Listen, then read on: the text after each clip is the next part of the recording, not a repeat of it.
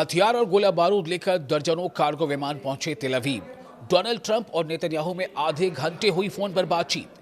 क्या ईरान के ऊर्जा ढांचे को बनाया जा सकता है निशाना? संभावित हमले के मद्देनजर क्या है ईरान की तैयारी? आप देख रहे हैं मिडिल न्यूज़ 18 का सोशल मीडिया प्लेटफॉर्म। मैं हूं विशाल। मिडिल ईस्ट में एक बार फिर बड़े युद्ध की यानी जंग की आशंका तेज हो गई है। इस्राएली मीडिया रिपोर्ट्स और अमेरिकी सैन्य गतिविधियों ने संकेत दिए हैं कि अमेरिका और इस्राएल मिलकर ईरान के खिलाफ नए सैन्य हमले की तैयारी कर रहे हैं, फौजी हमले की तैयारी कर रहे हैं।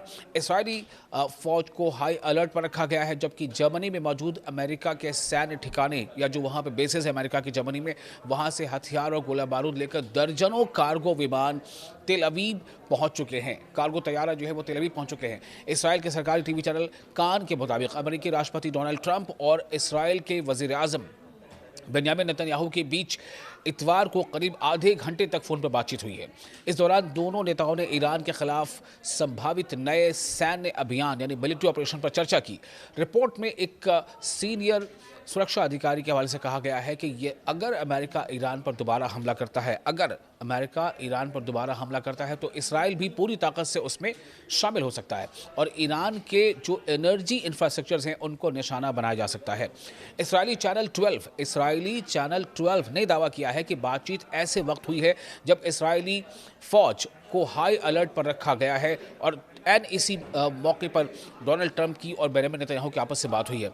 इस बात को यहाँ बताना काबिल ज़िक्र होगा कि डोनाल्ड ट्रंप अभी हाल में चीन के दौरे पर गए थे। चीन के दौरे से लौटने के बाद ही तमाम तब्दीलियाँ सामने आ रही हैं। डोनाल्ड ट्रंप का बेंजामिन नेतन्याहू से तकरीबन आधे घंटे फ़ोन पर बातचीत करना और कई जो कार्गो तैयारी होते हैं उनसे अमेरिका के जर्मनी में जो बेसेस है वहाँ से गोला बारूद लेकर के इसराइल के तेल अवीव पहुँचना, तो खैर ये तमाम बातें जो है सामने आ रही हैं और फ़ौज को यानी इसराइली फ़ौज को किसी भी मुमकिन जवाबी हमले या इलाकाई जो यहाँ पर तनाव बना हुआ है उसके लिए तैयार रहने को कहा गया है। रिपोर्ट्स जो आ रही है उसके मुताबिक इसराइल चाहता है कि अमेरिका किसी भी मिलिट्री ऑपरेशन से पहले उसे यानी इसराइल को पूरी जानकारी दे।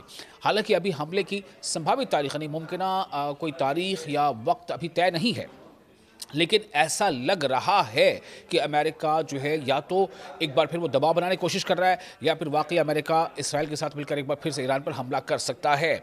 एक्सपर्ट कह रहे हैं कि फिर जंग का दावा है, ऐसा लग रहा है। एक्सपर्ट का भी कहना है कि हो सकता है कि फिर से जंग का दावा किया जाए।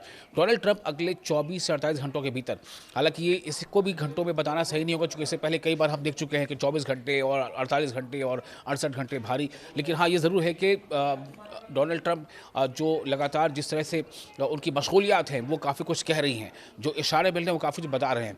तो फिर भी ये आपको बताना ज़रूरी है कि हो सकता है कि अगले आने वाले 1-2 दिन में 3 दिन में ईरान के ख़िलाफ़ मिलिट्री ऑपरेशन फिर से अमेरिका शुरू कर सकता है। इसके पूरे जो है इशारे मिल रहे हैं।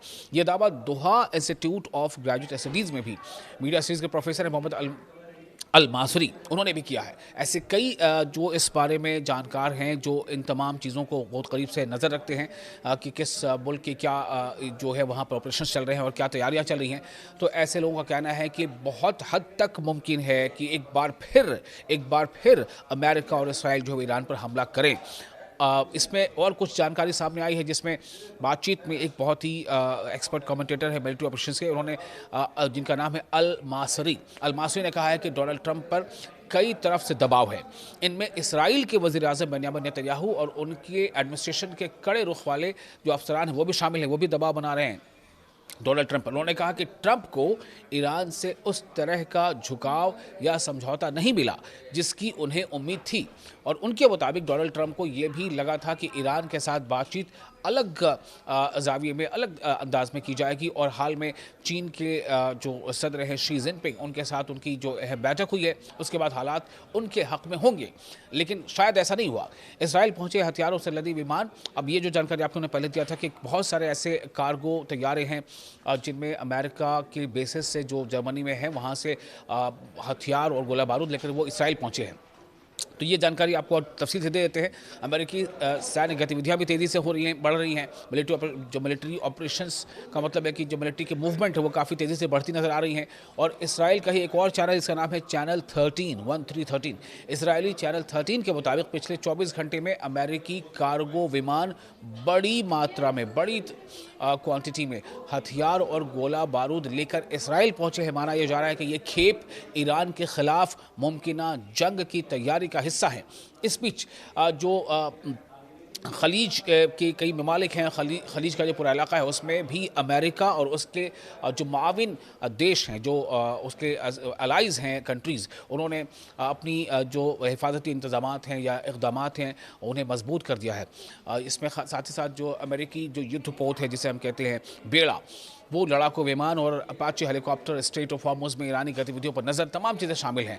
रिपोर्ट्स में दावा किया गया है कि अमेरिकी डिस्ट्रॉयर, जो अमेरिकी किसी भी बेड़े के साथ साथ चलता है, अमेरिकी डिस्ट्रॉयर जहाज़ों पर लगे लेज़र हथियारों ने ईरानी ड्रोन और क्रूज़ मिसाइलों को हवा में जो है उसे तबाह किया। ये भी ऐसी रिपोर्ट्स पे खबरें आ रही हैं। क्या फिर से युद्ध छिड़ेगा? ये सवाल सबसे बड़ा इस वक्त सामने आ रहा है।